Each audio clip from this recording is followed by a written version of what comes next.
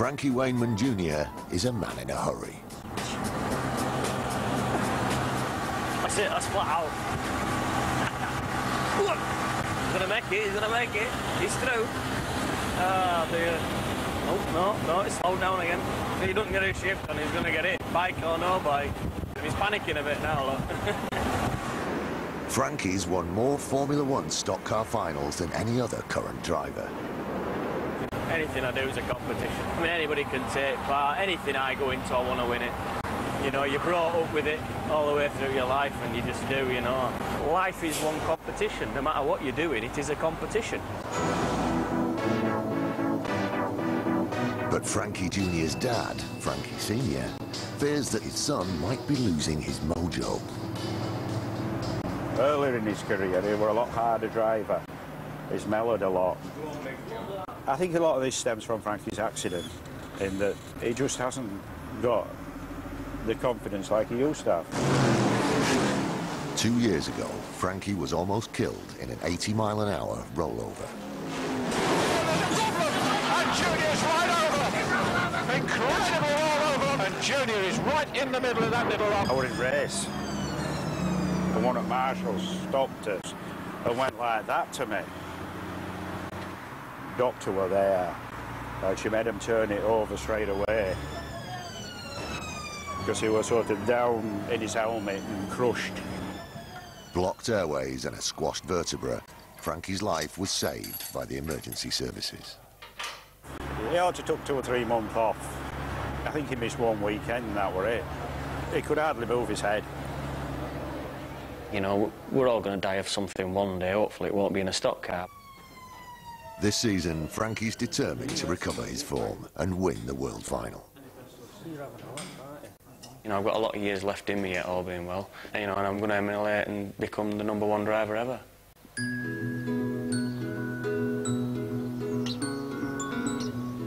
Standing in the way is current world champion, arch rival Andy Smith.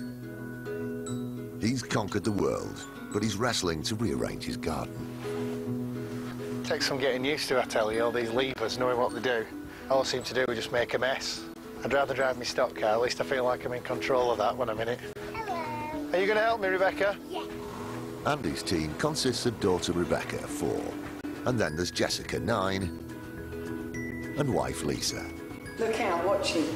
I've got to remember how to do it again now. Andrew met Lisa on the stock car circuit. She was the top lady driver of her generation. Just seems to be going backwards and forwards, moving a bit of dirt from one place to the other. Rome wasn't built in a day, was it? He's only a learner. But he is. I'm struggling to get any flow to, like, what I'm doing, but stock car, you've got 3 pedals and a steering wheel. Got no steering wheel on this thing. So you look at that. Oh, nearly. He built my bedroom, and he built that, and he's really confident. Confident is my new word, and I love saying it. Dad, are you feeling confident? Yeah, I'm really confident, Rebecca, yeah.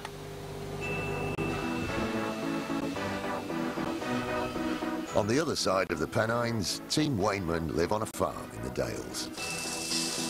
Frankie's got 2 kids, Phoebe, 13, and Frankie Jr., 9.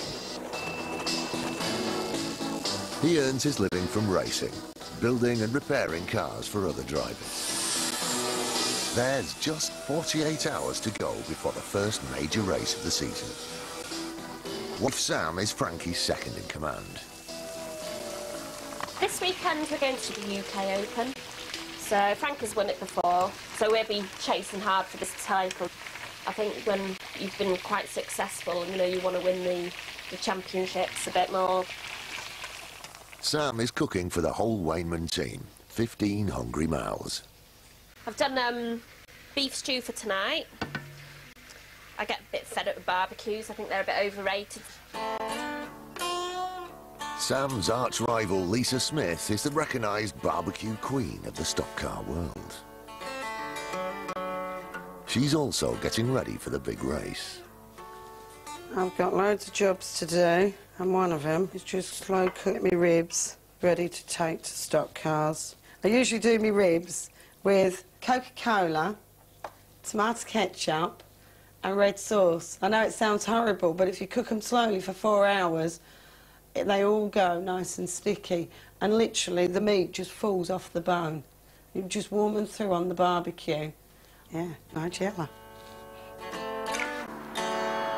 The rivalry between the Smiths and the Waymans has been going on for generations. The Smith family business is a van dealership in Rochdale, and his dad, Stuart Sr., is king of the forecourt. Is the transit done? Is it painted? Yeah.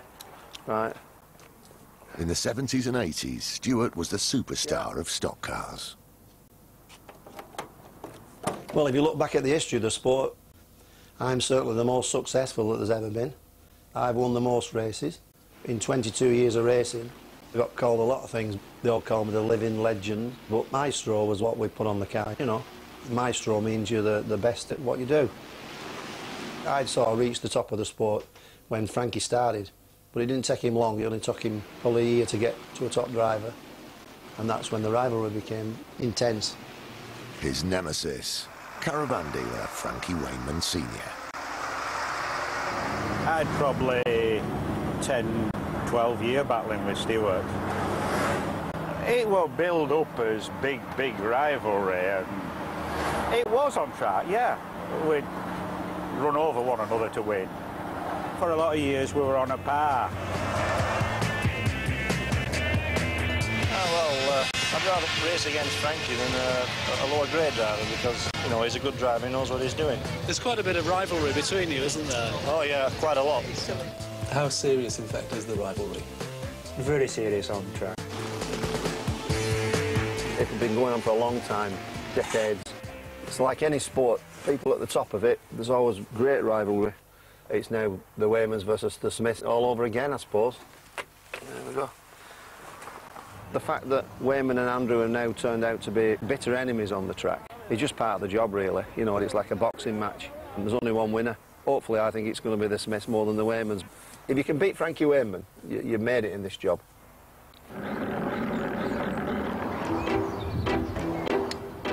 Every sport has its underdog.